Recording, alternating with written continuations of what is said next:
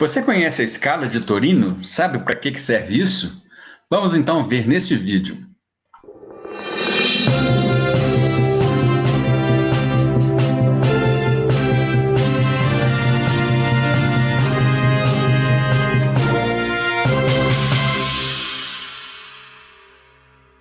Olá a todos, bem-vindos ao canal Astronews. Meu nome é Cristóvão Jacques e vamos aqui começar mais um vídeo falando agora sobre asteroide. Bem, a escala de Torino, como muitos de vocês já devem ter ouvido falar, é uma escala que faz uma mescla entre a probabilidade e o tamanho de um asteroide que pode colidir com a Terra algum dia no futuro. Mas para isso vamos entender aqui, vamos até fazer uma comparação com a escala Richter, que é a escala aí que todo mundo conhece, uma escala aí usada para medir terremotos. Vamos lá.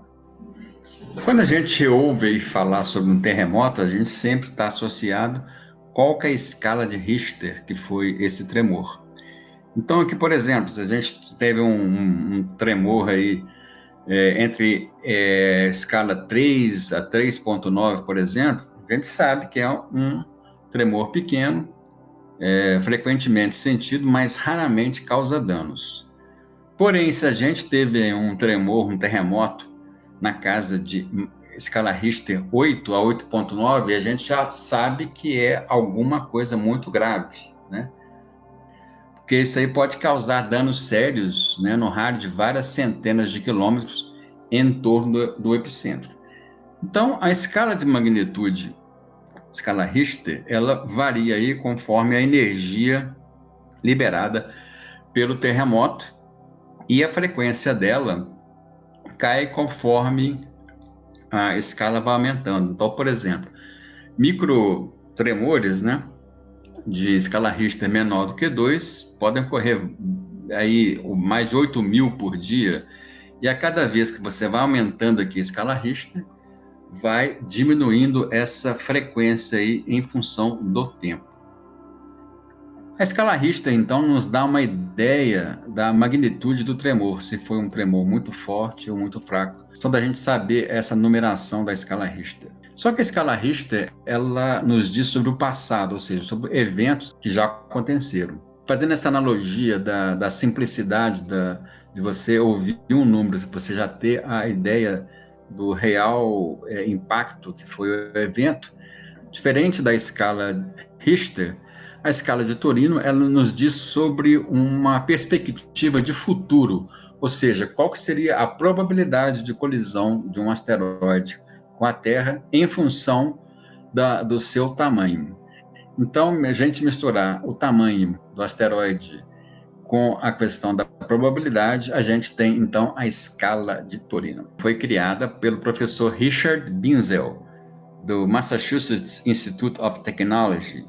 Ela teve uma primeira versão que foi apresentada às Nações Unidas em uma conferência em 1995. Ela foi representada em 1999 em uma conferência sobre objetos próximos à Terra que aconteceu na cidade de Torino, ou em Turim, em português. Então, por isso que essa escala chama-se escala de Torino. Então, ela, na verdade, ela significa o quê? Ela vai em uma escala de 0 até 10, sendo que 0 quando um asteroide não apresenta nenhuma chance de colisão com a Terra. Também, mesmo que ele apresente uma chance considerável, se ele for menor aí do que 20 metros, ele também vai ser classificado como escala de Torino 0, mesmo que ele colida com algum dia no nosso planeta. Um exemplo bem claro desse aí foi o meteoro de Chelyabinsk em 2013, que ele tem aí um tamanho próximo entre 18 a 20 metros de tamanho, teve uma energia cinética de aproximadamente meio megatons. Como vocês podem ver aqui, ele seria classificado como escala de Torino 0. Mas eu questiono até esse exemplo que nós tivemos em 2013 com esse meteoro de Chelyabinsk. Na verdade, teve algumas consequências, né? Mais de 1.000 pessoas ficaram feridas porque, principalmente, a onda de choque causada pela entrada desse pequeno asteroide de 20 metros causou alguns impactos na região próxima ali a Chelyabinsk, Minsk, na Rússia. Então, é uma coisa que a gente vai ter que repensar, né? Se realmente essa escala aqui, 0, realmente é uma escala que não vai ter consequências, porque pequenas consequências tiveram. Essa escala, ela mede o quê? Ela mede no eixo do X, para a direita aqui, aumenta-se a probabilidade de colisão de um asteroide ou até um cometa com a Terra. E no eixo dos Y, acontece aqui o aumento da energia de impacto deste corpo, que pode também estar em função do seu tamanho. Só que esse tamanho aqui não indica exatamente que vai ocorrer essa energia de impacto, pois aí vai depender da composição do asteroide ou do cometa, vai depender do seu ângulo de entrada, vai depender da velocidade. Então, todas essas variáveis podem também influenciar na energia de impacto. Então, essa aqui é uma média aproximada, que um corpo aí de 100 metros vai causar aí 100 megatons de liberação de energia se ele colidisse com a Terra, e assim por diante. Então, aqui nessa faixa verde, nós temos aqui a escala de Torino 1. Muitos asteroides já foram classificados nessa escala, mas assim que eles vão sendo mais observados e a órbita tendo maior precisão, eles são reclassificados da escala 1 para a escala 0. Tá? A 2 é a passagem bem próxima, significa uma passagem bem próxima, né? Uma probabilidade aqui bem pequena ainda, mas o corpo já tem um tamanho maior, né? Maior que 100 metros. Depois nós passamos aqui para a classificação 3, que é uma passagem próxima com chances maiores do que 1%. Então, classificados aqui como escala de Torino 3, nós temos asteroides com chances maiores do que 1%, né, em colisão com a Terra, mas ainda eles vão causar um impacto apenas local. Então aqui, asteroides entre 20 a 100 metros, eles vão causar impactos locais. Asteroides entre 100 metros e 1 quilômetro, eles podem causar impactos regionais. E asteroides acima de 1 quilômetro, eles podem causar impactos globais. Lembrando que, como eu falei antes, tudo vai depender da composição do asteroide, se ele é rochoso, se ele é metálico, é bem diferente a energia de impacto, a sua ângulo de entrada e também a velocidade. Bem, depois nós temos aqui a escala de Torino 4, né, que é uma passagem próxima com chance de 1%, ou maior de colisão capaz de causar uma devastação regional. Exatamente isso aqui por causa que o asteroide, aqui no caso, é entre 100 e 1 quilômetro, 100 metros e 1 quilômetro, e não entre 20 e 100 metros, como, por exemplo, 3 aqui. E aí nós vamos para a escala 5, 6 e 7, né, que é uma escala aqui que está até em laranja, que se torna assim objetos mais perigosos, que requer mais atenção e mais estudos sobre ele.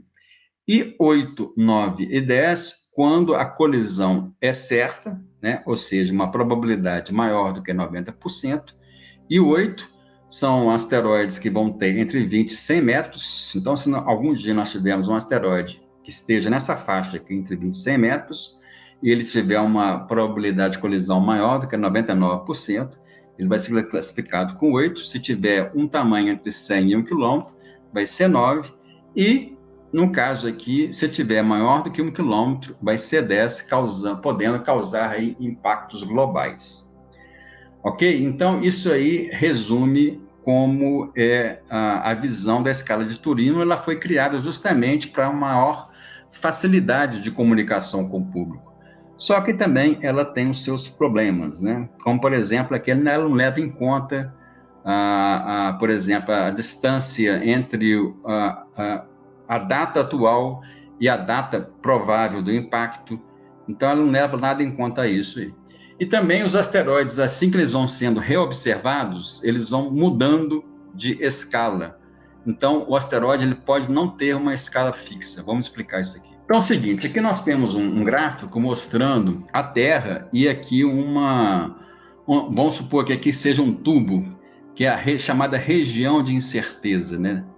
Dentro dessa região de incerteza, nós temos uma distância em relação à Terra, dessa região da incerteza. Se a Terra estiver dentro dessa região de incerteza, aí nós teremos alguma probabilidade de impacto. Se a Terra estiver fora, como aqui está mostrando, nós não vamos ter problemas de impacto. Ou seja, para cada máxima aproximação que um asteroide ele passa em relação à Terra, é calculado uma probabilidade de impacto, e sempre essa probabilidade depende da distância dessa região de incerteza em relação à Terra. Então, por exemplo, vamos pegar aqui o caso que nós tivemos do asteroide Apophis, que inclusive ele vai passar aí próximo da Terra no ano de 2029. Quando ele foi descoberto, a região de incerteza era essa aqui, ó, esse círculo maior aqui, só que a Terra estava dentro, ou seja, nessa época que foi descoberto em 2004,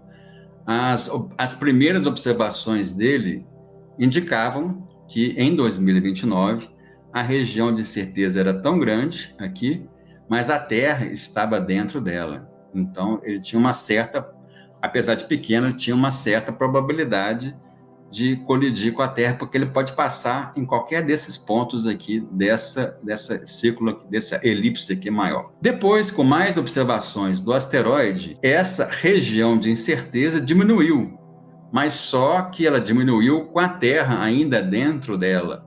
Então, com isso aqui, aumentou a probabilidade. Então, por exemplo, no início, o Apophis ele tinha uma escala de Torino 1, depois ele passou para 2.